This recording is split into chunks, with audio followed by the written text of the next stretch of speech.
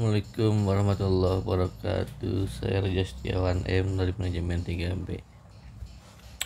Tugas dan fungsi Kementerian Koperasi dan UKM yang telah ditetapkan dalam Peraturan Presiden Nomor 24 Tahun 2010 tentang kedudukan Kementerian Negara serta susunan operasi tugas dan fungsi Eselon 1 Kementerian Negara pasal 552, 553 dan 554, yaitu Kementerian Koperasi dan Usaha Kecil dan Menengah mempunyai tugas menyelenggarakan urusan di bidang koperasi dan usaha kecil dan menengah dalam pemerintah untuk membantu presiden dan menjalankan pemerintahan negara. Fungsinya adalah perumusan dan penetapan kebijakan di bidang koperasi dan usaha mikro kecil menengah, koordinasi dan sinkronisasi pelaksanaan kebijakan di bidang koperasi dan usaha mikro kecil dan menengah,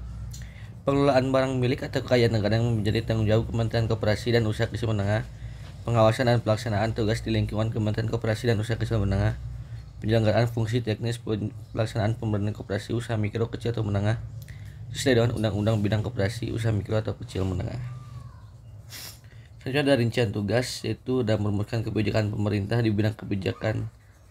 pembinaan koperasi dan usaha kecil menengah, mengkoordinasi dan meningkatkan perpaduan penyusun perencanaan dan program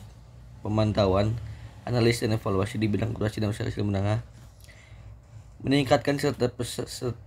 masyarakat di bidang koperasi dan usaha kecil menengah, mengkoordinasikan kegiatan organisasi lembaga pengembangan pemberdayaan koperasi rakyat, menyampaikan laporan hasil evaluasi serta pertimbangan di bidang tugas fungsi kepada presiden. Wewenang menetap kebijakan di bidang KUKM untuk mendukung pembangunan sistem makro, menetapkan pedoman untuk menentukan standar pelayanan minimum yang sudah dilaksanakan oleh kabupaten atau di bidang KUKM. Menyusun rencana nasional secara makro di bidang KUKM, membina dan mengawasi penyelenggaraan otonomi daerah yang meliputi pemberian pedoman pelatihan dan analisis KUKM. Menetapkan standar perizinan oleh daerah di bidang KUKM, menetapkan kebijakan sistem informasi nasional di bidang KUKM,